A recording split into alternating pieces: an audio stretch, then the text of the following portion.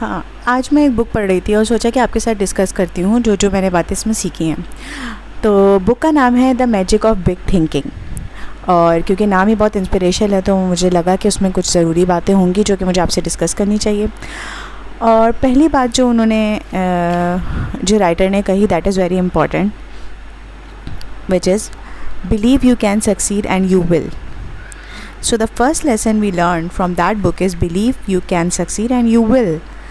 अगर आप कोई भी काम करना चाहते हैं तो सबसे पहले आपको अपनी सोच पे काम करना होगा। अगर कोई भी काम करने से पहले आपके दिमाग में ये वसवसा आता है या फिर आप ये सोचते हैं कि ये काम जो मैं करने जा रहा हूँ उसमें मैं कामयाब नहीं होऊंगा, तो यकीनन आप उसमें कामयाब नहीं होंगे।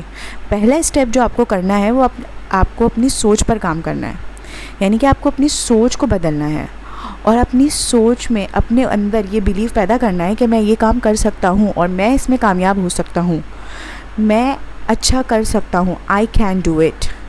जब तक आपकी ये सोच नहीं होगी तब तक आप उस काम में कामयाब नहीं हो सकते। दूसरी बात जो इस बुक में राइटर ने लिखी है वो ये है कि हमें एक्सक्यूसाइडस नहीं बनना है। एक्सक्यूसाइडस बड़ी अच्छी टर्म है और मैं आपको उसको मिसालों से समझाती हूँ कि कैसे हमें एक्सक्यूसाइडस नहीं बनना है। मतलब ये कि आप देखें कि हमारे आसपास हमेशा ऐसे लोग होंगे जिनके पास हमेशा हर चीज़ के लिए एक्सक्यूज़ेस होते हैं। एक प्रोवर्ब है इंग्लिश में, फेलियर्स ऑलवेज़ हैव एक्सक्यूज़ेस। तो अगर आप उनसे पूछेंगे कि तुम ये काम क्यों नहीं करते, तो वो बोलेंगे मैं इस वजह से कामयाब नहीं हो सका, या मैं इस काम में इसलिए आगे नहीं बढ़ सका क्योंकि मैं हेल्दी नहीं हूँ। तो ये हो गए हेल्थ एक्सक्यूसाइडस, जो हमेशा अपनी बीमारी को लेके बैठे रहते हैं। छोटी सी बीमारी को सर पे इतना सवार कर लेते हैं और जहन पे सवार करने के बाद सबको एक्सक्यूज़ देते रहते हैं कि हमारी हेल्थ ख़राब है, इस वजह से हम ये काम नहीं कर सके। अगर आप बड़े बड़े लीडर्स को देखें तो आपको पता चलेगा कि बहुत से लीडर्स इस तरह के गुजरे हैं। फॉर एग्ज़ाम्पल हम कायदे आज़म की बात ले लेते हैं। उनको टीबी था, टीबी जैसी बीमारी थी, लेकिन वो अपने मिशन में कामयाब हुए। मुसलमानों को एक आज़ाद रियासत दिलाना चाहते थे और उसमें कामयाब हुए। क्यों? अगर वो अपने हेल्थ को लेके बैठ जाते तो क्या वो कामयाब होते? इसी तरीके से सेम बीमारी दो लोगों को होगी और एक बंदा जो है उस बीमारी को लेके बैठ जाएगा और दूसरा जो है वो काम करेगा। कुछ होते हैं एज एक्सक्यूसाइडस, वो कहते हैं अब मेरी एज नहीं रही। आप देखें, अगर आप ऑब्ज़र्व करेंगे तो आपको पता चलेगा कि बहुत से लोग अपने 35-40 वाली एज में कामयाबी की तरफ बढ़ना शुरू हुए। बहुत से राइटर्स ऐसे हैं जिन्होंने 40 के बाद बुक लिखी और वो हिट हो गए। तो ये सब एक्सक्यूसाइडर्स जो हैं वो हमारे अंदर भी हैं और बाहर भी। जब तक हम इनसे नहीं जीत सकते हम कामयाब नहीं हो सकते। तीसरी बात जो कि राइटर ने लिखी है जो हमें सीखनी चाहिए वो ये कि build confidence and face the fears. हम लाइफ में अक्सर क्या करते हैं कि फेयर्स को अपने ऊपर सर पे सवार कर लेते हैं और उस बिलीफ सिस्टम को तोड़े बगैर वहीं पे बैठे रहते हैं। फॉर एग्ज़ाम्पल, मुझे एक बहुत ही अच्छी एग्ज़ाम्पल याद आती है कुरान मजीद से। जब मैं कुरान मजीद पढ़ रही थी तर्जुमे के साथ, तो मुझे पता चला कि अल्लाह ताला ने जब हज़रत मूसा अलैहिस्सलाम को कहा कि जाएंगे, आप फ़िरौन के पास जाइए और उनको तबलीग दीजिए, तो फ़िरौन ने क्या कहा? तो हज़रत मूसा अलैहिस्सलाम ने क्या कहा? अल्लाह ताला को क्या जवाब दिया? या अल्लाह, मुझे डर है, मुझे डर लगता है कि अगर मैं उनको तबलीग करूँगा तो वो मुझे झुटला देंगे, वो मुझे झूठा कहेंगे और वो मेरी बात नहीं सुनेंगे।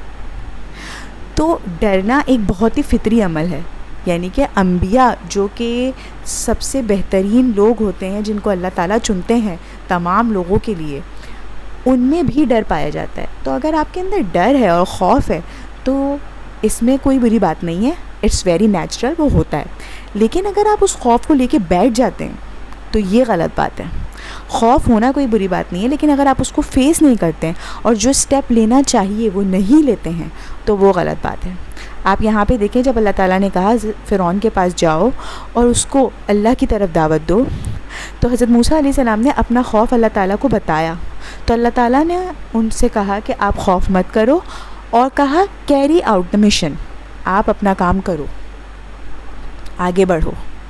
तो हमें भी कभी अपने आप को ये बताने की ज़रूरत होती है, जब हम खौफ में आते हैं, किसी चीज़ से डरते हैं, बेशक हम जितना भी खौफ हो, लेकिन हमें एक्शन लेना है, उस खौफ को पालना नहीं है और उस खौफ को लेके बैठना नहीं है।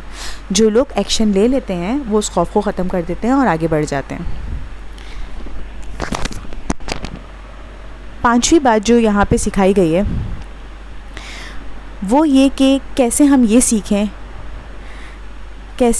सीखें कि हम बड़ा सोच पाएँ। यानी कि obviously it's not in very much in our nature, या हमारे इन्वायरमेंट में बहुत ज़्यादा ये बात नहीं है कि हम बड़ा कैसे सोचें। अगर कोई बड़ा सोच रहा होता है तो सब उसके ऊपर हंसना शुरू कर देते हैं, और अगर आप ख़ुद भी बड़ा सोच रहे हैं तो आपके अंदर की आवाज़ आपको छोटा फील करवाने लगती है। लेकिन सबसे ज़्यादा इम्पॉर्टेंट जो एक इंसान के लिए है वो ये नहीं है कि लोग उससे क्या कहते हैं, बल्कि वो ये है कि वो अपने आप से क्या कहता है।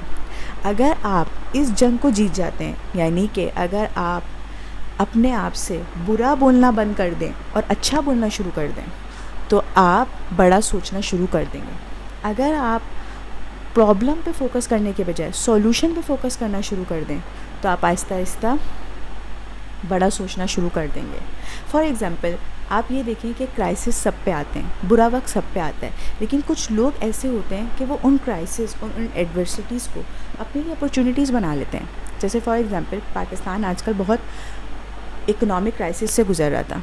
फ़लस्तीन में और गज़ा में जो जंग हो रही है उसकी वजह से यहाँ पे इसराइली प्रोडक्ट्स का बायकॉट हो गया था, और बहुत सारे रेस्टोरेंट्स वगैरह जो कि वहाँ के हैं यहाँ पे बायकॉट की वजह से बंद कर दिए गए थे, और अनएम्प्लॉयमेंट के क्राइसिस और बहुत सी चीज़ों के क्राइसिस हमारे सामने आ रहे थे। लेकिन आप वहीं देखें कि एक रेस्टोरेंट कबाब जीज़ जो था उसने अपनी न्यू ब्रांचेस खोली और उसमें वो प्रोडक्ट सेल करना शुरू कर दिए जो वहाँ पे बिकते थे। यानी कि वो टाइम जो दूसरों के लिए ख़राब था, उन्होंने वो टाइम अपने लिए अच्छा कर लिया। वो टाइम जो दूसरों के लिए प्रॉब्लम था, वो चीज़ें जो दूसरों के लिए प्रॉब्लम थी, उन्होंने उसमें सॉल्यूशन ढूंढना शुरू कर दिया। तो आइंदा कभी भी जब आप प्रॉब्लम में फंस रहे हो तो आपका फ़ोकस ये नहीं होना चाहिए कि वो क्या क्या चीज़ें हैं जो हम नहीं कर सकते, बल्कि आपका फ़ोकस ये होना चाहिए कि वो कौन सी चीज़ें हैं जो हम कर सकते हैं। आपने ये नहीं सोचना है कि हम क्या नहीं कर सकते, बल्कि आपने ये सोचना है कि इस सिचुएशन में हम क्या कर सकते हैं। तो आपका दिमाग ऑटोमेटिकली आपको सॉल्यूशन देने लग जाएगा। आई होप ये बातें आपको समझ आई होंगी और ज़रूर हेल्प आउट करेंगी आपकी लाइफ में आगे बढ़ने के लिए।